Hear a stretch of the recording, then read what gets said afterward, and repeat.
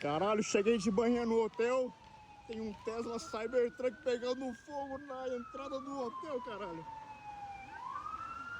É, o Tesla Cybertruck. Tá porra!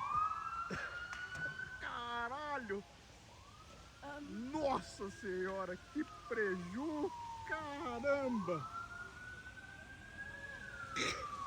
Nossa, e foi agora? Tá porra! Caralho! Para com isso! Tá porra! Gente, que loucura! Holy shit! Nossa, e foi agora! Ai, meu Deus! As baterias estourando. Nossa, cheiro de queimado? Through the suppression efforts of the fire department, you'll see some of the evidence in the back of the vehicle.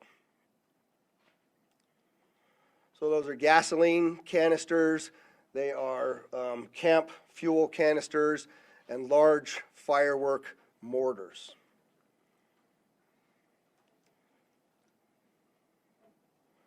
What I also would like you to pay attention to on mission. And so as we continue to move through this, I'm going to talk a little bit about burnt beyond recognition as well.